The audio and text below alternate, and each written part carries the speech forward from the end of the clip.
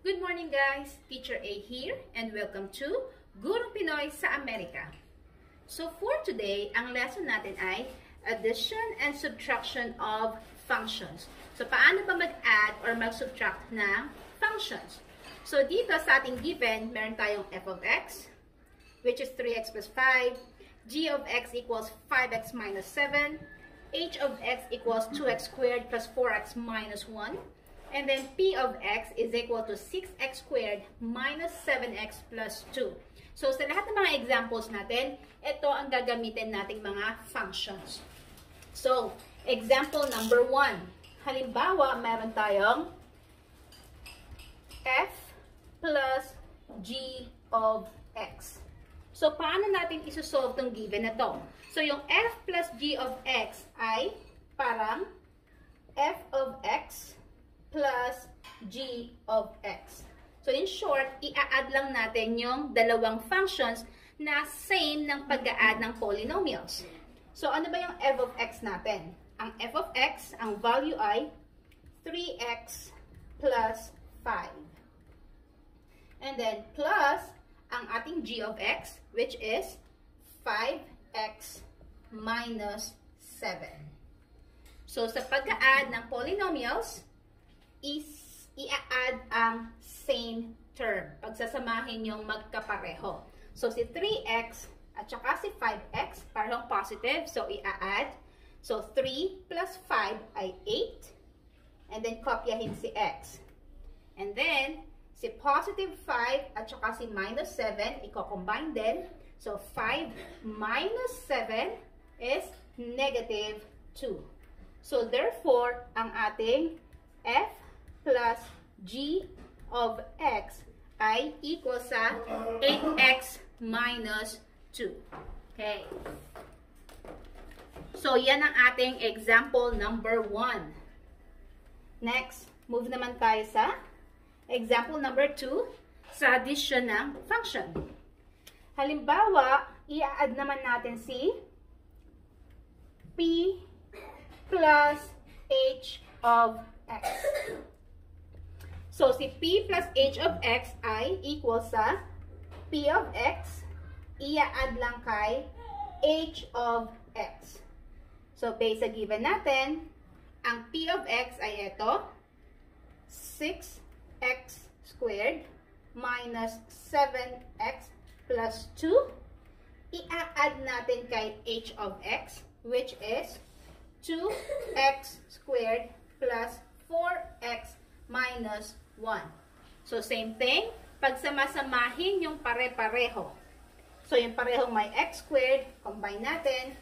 So, 6 plus 2 ay 8. And then, kopyahin natin si x squared. Tapos, yung may x, si negative 7x, at saka si 4x.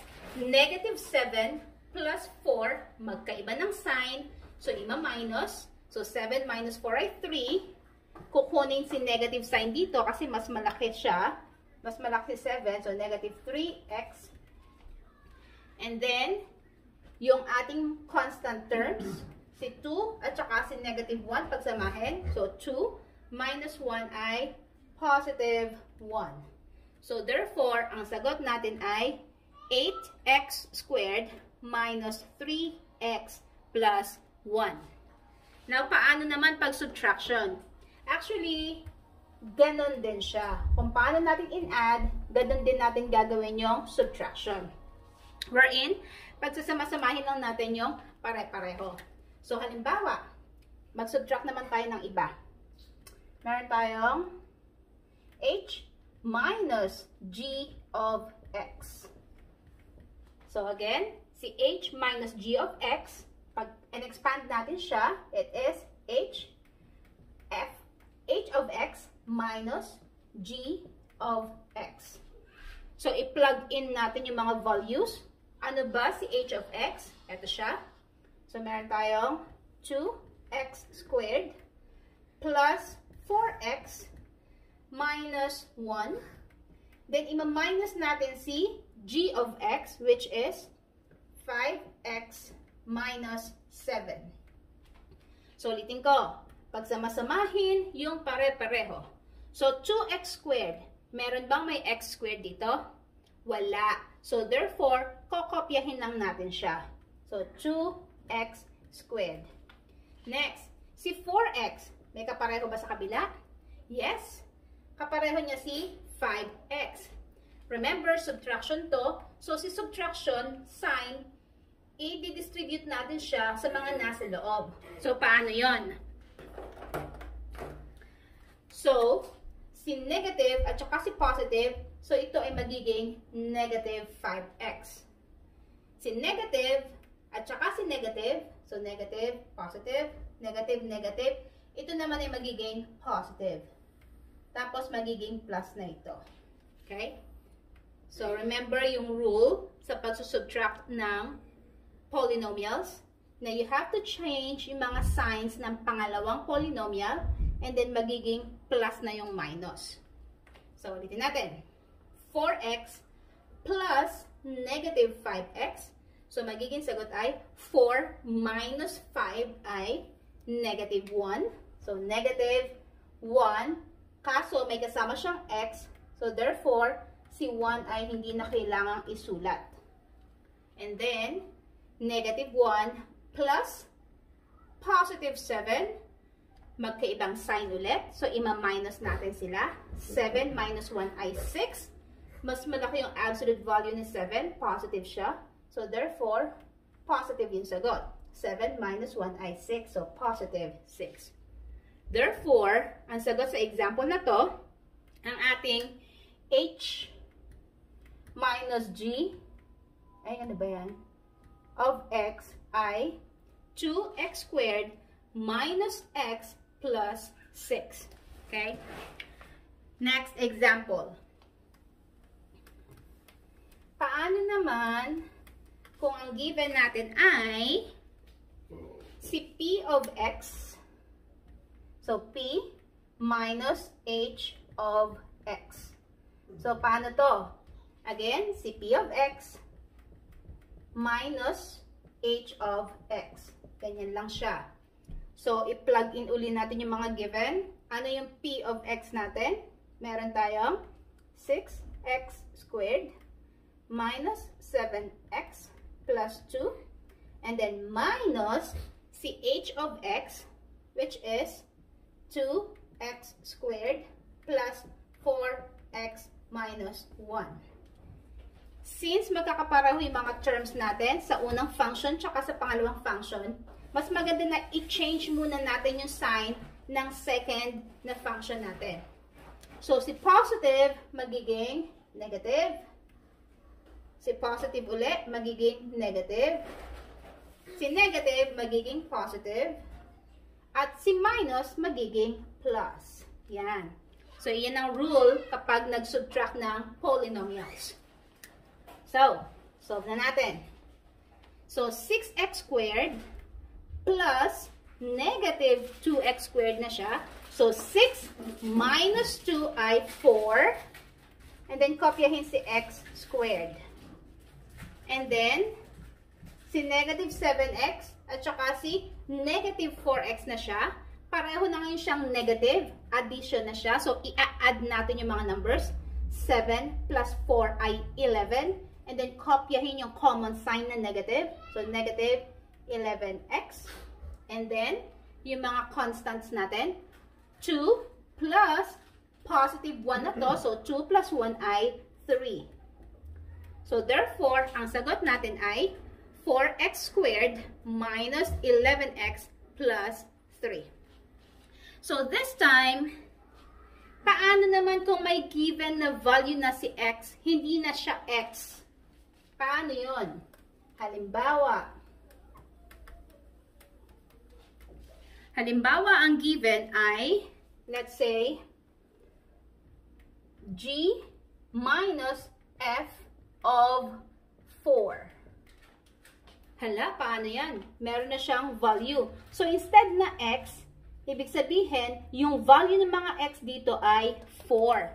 So, kung i-expand uli natin to, ito ay g of 4 minus f of 4.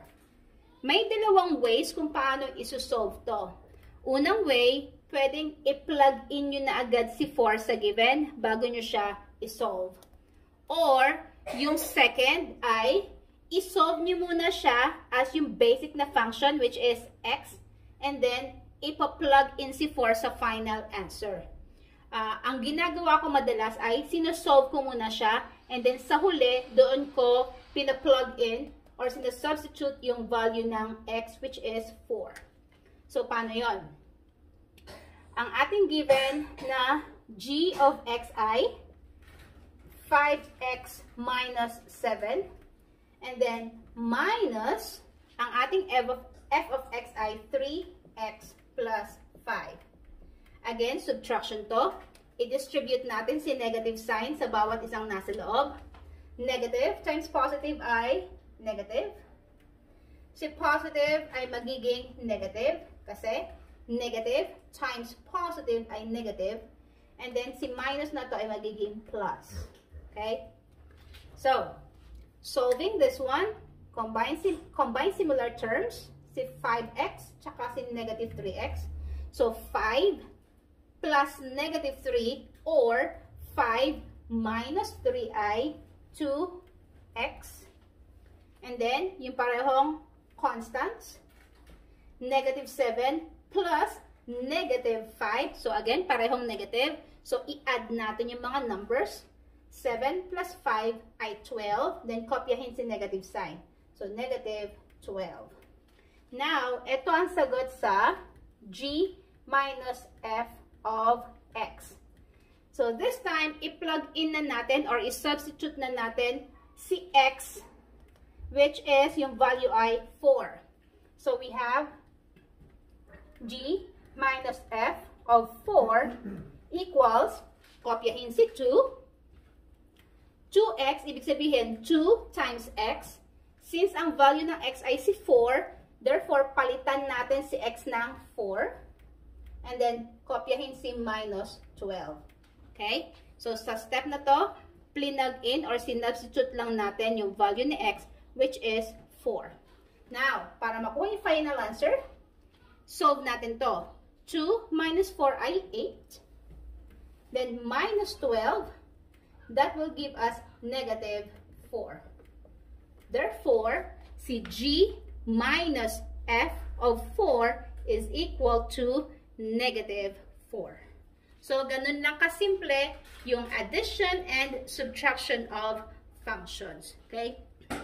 Now, this time, ipapakita ko lang sa inyo yung pangalawang method na sinabi ko, wherein pwede nyong isolve directly to so that in the end, makukuha nyo agad si negative 4. I-check natin. Yan.